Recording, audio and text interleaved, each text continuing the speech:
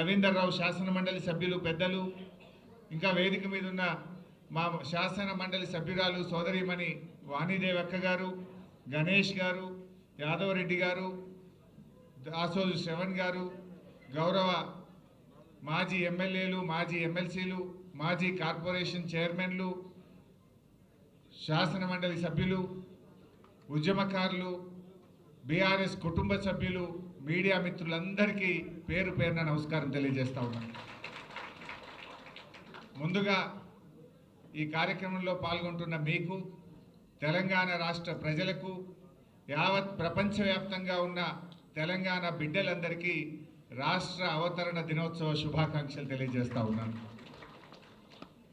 ఈరోజు ఒక ప్రత్యేకత ఉంది. సరే, 10 ఏళ్ళు నిండి 11వ సంవత్సరంలో అడుగు పెడతా ఉన్నాం. బట్ ఈరోజు ఇంకో ప్రత్యేకత ఉంది ఈ రాష్ట్ర అవతరణ దినోత్సవానికి. ఎందుకంటే ఈ రాష్ట్రం వచ్చిందంటేనే బీఆర్ఎస్ వల్ల, కేసీఆర్ వల్ల. బీఆర్ఎస్ పార్టీ పెట్టి 25 ఏళ్ళు పూర్తయి రజతోత్సవ జరుపుకుంటున్న శుభ సందర్భంలో ఈ వార్షికోత్సవం జరుపుకోవడం నిజంగా నాకు చాలా సంతోషంగా ఉంది. ఎందుకంటే 25 ఏళ్ల కింద బీఆర్ఎస్ పార్టీ పెట్టినాడు ఈ రాష్ట్రంలో తెలంగాణ పదం నిషేధించబడ్డది. జై తెలంగాణ అని అసెంబ్లీలో మాట్లాడలేనటువంటి పరిస్థితి. ఆ రోజుల్లో కేసీఆర్ గారు పార్టీ పెట్టి ఈ రాష్ట్రాన్ని సాధించారు. ఇక్కడ ఉన్నటువంటి మీకు తెలుసు, 25 ఏళ్ల కింద తెలంగాణలో పరిస్థితి ఏంది. మీకే కాదు, ఈ రాష్ట్ర ప్రజలందరికీ తెలుసు. 25 ఏళ్ల కింద తెలంగాణ పరిస్థితి ఏంటంటే బొంబాయి, బొగ్గుబాయి, దుబాయి, వలసలు, ఆత్మహత్యలు, ఆకలి చావులు. ఇది 25 ఏళ్ల కింద నాటి తెలంగాణ పరిస్థితి. కానీ కేసీఆర్ గారు పట్టుబట్టి ఇవాళ ఆయన తనకు పదవులకు రాజీనామా చేసి జై తెలంగాణ అని ఉద్యమాన్ని ప్రారంభించారు. మీరు ఆలోచించండి, ఇవాళ ఈరోజు రాష్ట్ర ముఖ్యమంత్రి పోయి అక్కడ ఆవిర్భావ వేడుకలు జరుపుతున్నారంటే దానికి బీఆర్ఎస్ పార్టీ కారణం కాదా? దానికి కేసీఆర్ కారణం కాదా? నిజంగా కేసీఆరే లేకపోతే, బీఆర్ఎస్ పార్టీయే పుట్టకపోతే ఈరోజు రాష్ట్ర ఆవిర్భావ వేడుకలు మనం జరుపుకునే వాళ్ళమా? ఒక్కసారి గుండె మీద చేసి ఆలోచించండి అని నేను అడుగుతా ఉన్నా. ఎందుకంటే ఊసీల లెక్క గతంలో కూడా చాలామంది ఊసీలు పుట్టినట్టు తెలంగాణ పార్టీలు పుట్టినాయి. ఊసీళ్ళు అంతరించిపోయినట్టు ఆ పార్టీలు అంతరించిపోయిన పరిస్థితి మనం చూసాం.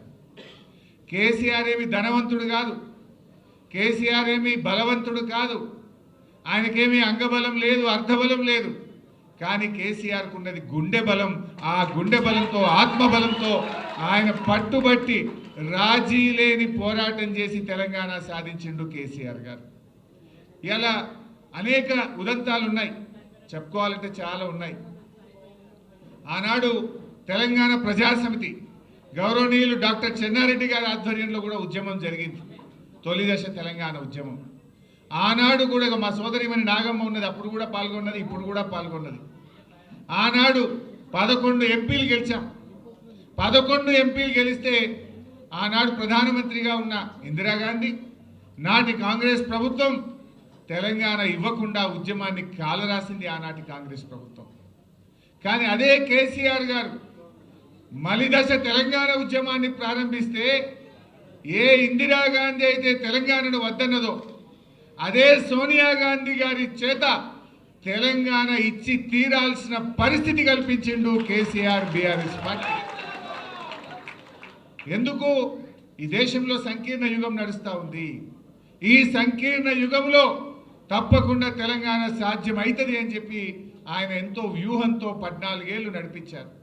పార్టీ పెట్టడమే కాదు, అనేక ఇబ్బందులు.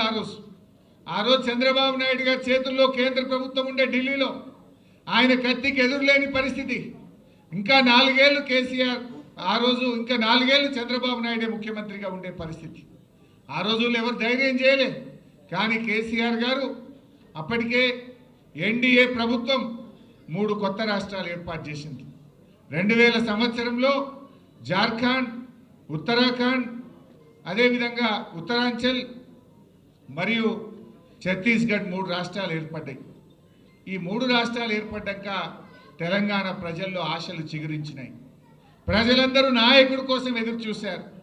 జయశంకర్ సార్, చనిపోయిన బియ్యావుల జనార్దన్ రావు గారు కేసీఆర్ గారి దగ్గరికి వచ్చి మీరు లీడ్ చేయండి, మీరు పోరాటం చేయండి, మీ వెంట మేముంటామని చెప్పి వారందరూ కేసీఆర్ వైపు చూశారు.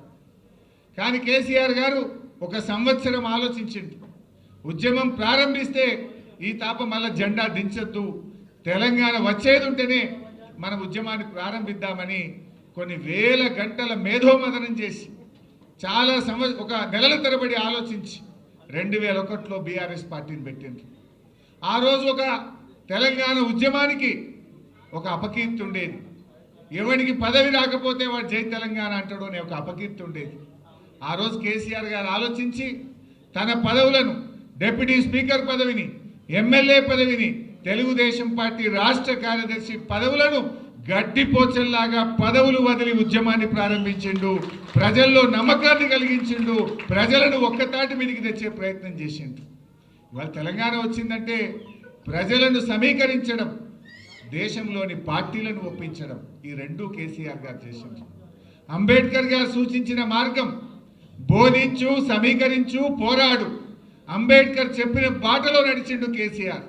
గాంధీజీ గారు చూపిన అహింసాయుత మార్గంలో ఉద్యమాన్ని నడిపిండు కేసీఆర్. తెలంగాణ రాష్ట్రాన్ని సాధించిండు కేసీఆర్. ఎందుకంటే చాలా జాగ్రత్తగా నడిపినాడు, అహింసాయుత పద్ధతుల్లో నడిపాడు.